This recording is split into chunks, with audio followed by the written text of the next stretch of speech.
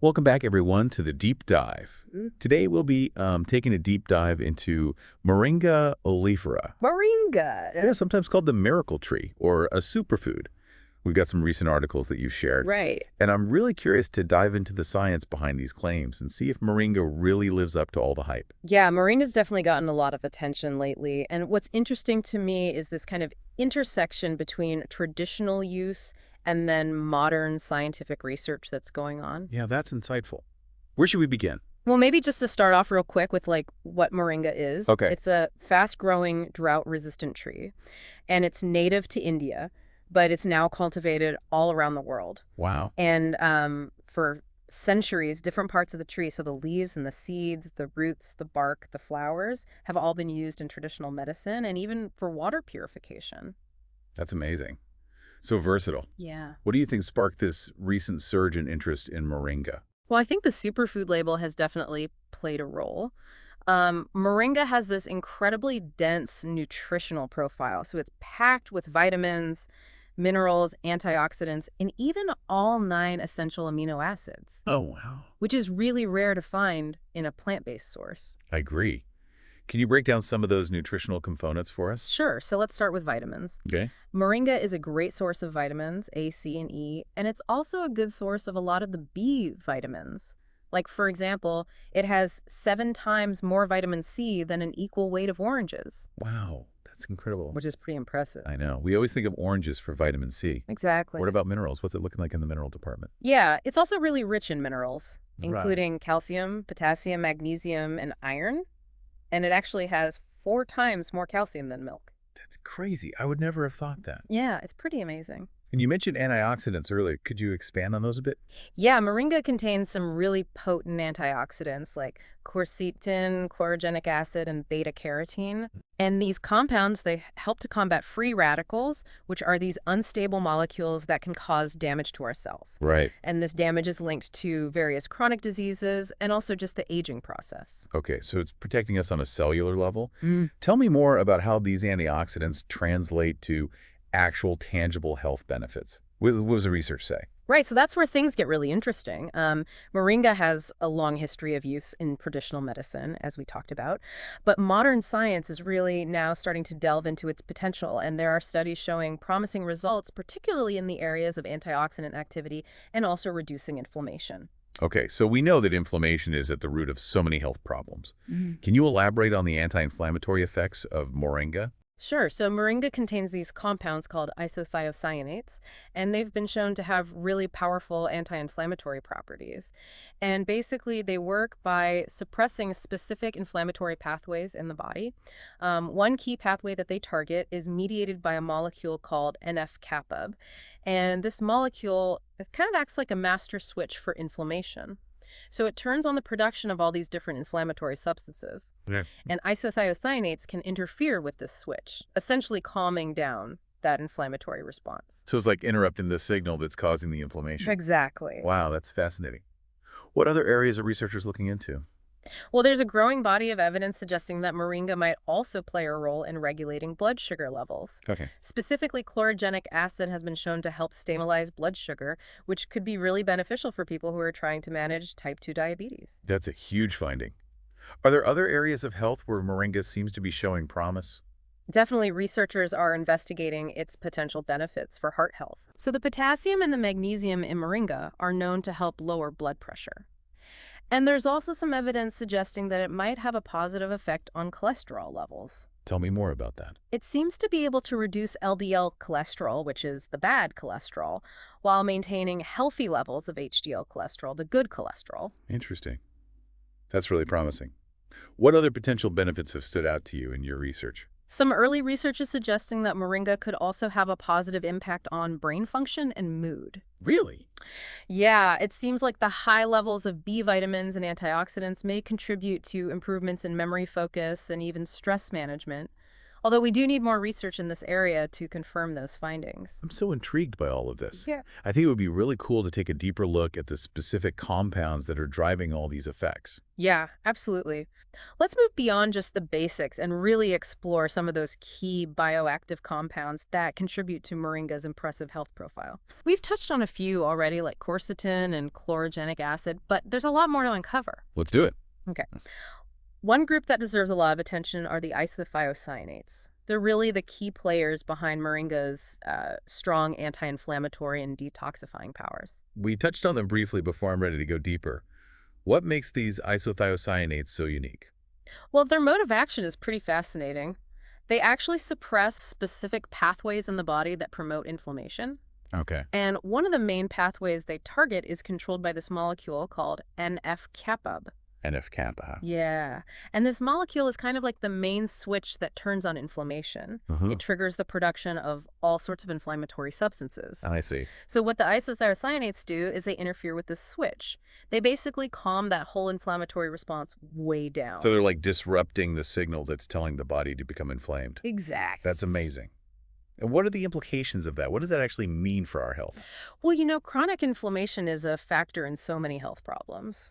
Yeah. Everything from heart disease and arthritis to autoimmune disorders and even some types of cancer. Wow. So by helping to reduce that inflammation, isothiocyanates could play a preventative role or at least help manage these conditions. That's incredible. What other compounds should we be aware of? Okay, let's circle back to chlorogenic acid. Okay. We talked about its role in regulating blood sugar, Uh-huh. but the way it works is actually really interesting. Tell me more. So chlorogenic acid basically inhibits these enzymes in the liver that are involved in producing glucose. Mm-hmm. And by doing that, it prevents those big spikes in blood sugar that you often see after meals, Right. which is especially important for anyone managing type 2 diabetes. So it's like a natural buffer for your blood sugar levels. Exactly. Is there research to support those claims about blood sugar? Yeah, actually, there's a study from 2014 that found consuming moringa significantly reduced fasting blood glucose levels in people with type 2 diabetes. So it suggests that moringa, at least in part because of its chlorogenic acid content, could be a really valuable natural way to support conventional diabetes management. That's compelling evidence, for sure. Yeah. What other standout compounds did you want to highlight? Let's talk about quercetin. Quercetin. It's a potent flavonoid with some serious antioxidant and anti-inflammatory powers. I've heard of quercetin before. I'm curious to learn more about what it does specifically. It's kind of a multitasker. On the one hand, it's a free radical scavenger, so it protects your cells from damage. Okay. But it also helps to stabilize mast cells, which are immune cells that play a role in allergic reactions. Okay. And by stabilizing them, quercetin can actually reduce the release of histamine, which is what triggers those allergy symptoms. So it's not just a general antioxidant. It has these very specific actions as well. Exactly. And there's research that shows quercetin may also have a positive impact on cardiovascular health. Interesting. Tell me more. Some studies have linked quercetin intake to lower blood pressure and reduced LDL cholesterol levels. And those are two major risk factors for heart disease. That's remarkable. Yeah. It's amazing how these compounds seem to address so many different areas of health all at once. It really is. And finally, we have beta-carotene. Okay. The precursor to vitamin A. Exactly. Essential for good vision, healthy skin, and a strong immune system. I know vitamin A is crucial, but what about the role of beta-carotene specifically? Sure. So our bodies actually convert beta-carotene into retinol, which is the active form of vitamin A. Okay. And this conversion process allows us to use beta-carotene from plants like moringa to meet our vitamin A needs. I see. And then that retinol gets used for all sorts of things like developing healthy skin cells, maintaining mucous membranes, and boosting our immune response. So moringa is basically giving us a ready supply of vitamin A through its beta-carotene. Exactly. Are there any specific situations where that would be especially beneficial? Definitely. In regions where vitamin A deficiency is a problem, regularly eating moringa can be a really valuable strategy to fill that nutritional gap. That's a really important point. Yeah. We've talked so much about the nutritional value of moringa and all these amazing compounds. Right. But I want to shift gears a bit now and get practical. Mm-hmm. How can people actually incorporate moringa into their daily lives and actually start experiencing these benefits? That's a great question. And luckily, moringa is pretty readily available in all sorts of forms, so it's relatively easy to add it to your routine. One of the most popular is moringa powder. Okay. which is made from dried and ground moringa leaves. Okay.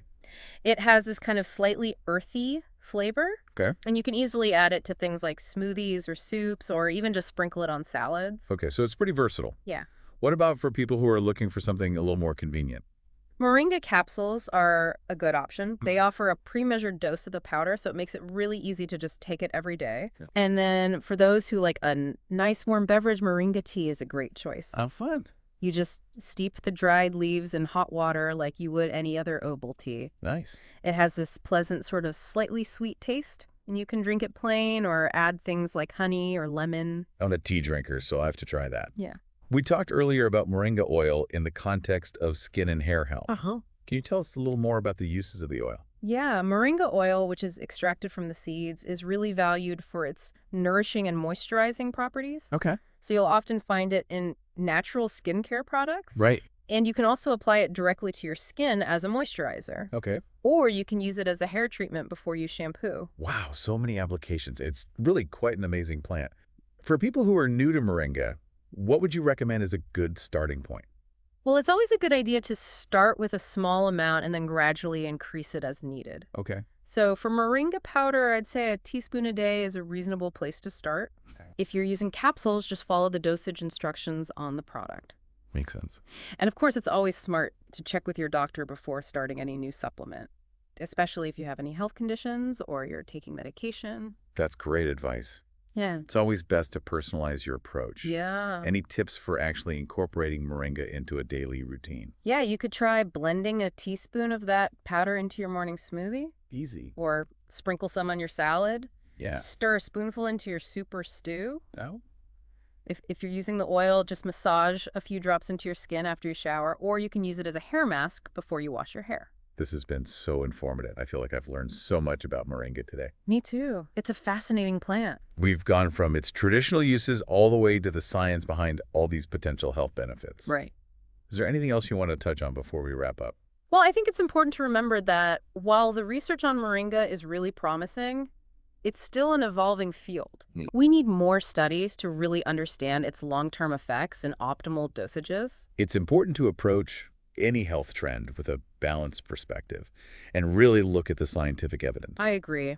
And it's also crucial to make sure you're getting your moringa from reputable suppliers who are following good quality and safety standards. That's a really great point. Yeah. So just to summarize, moringa is a super nutrient-rich plant Yeah. with a long history of traditional use, and modern science is starting to confirm a lot of those purported health benefits. It's true. And the evidence is especially strong in areas like antioxidant activity, reducing inflammation, regulating blood sugar, and supporting heart health. It's amazing to see how traditional wisdom and scientific inquiry are kind of coming together like this. It really is.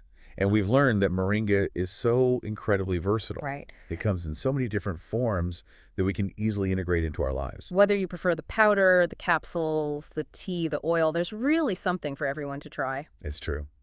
Well, thank you so much for taking us on this deep dive into the world of moringa. It's been my pleasure. And to all our listeners out there, if this conversation has sparked your curiosity, I encourage you to keep exploring the world of moringa.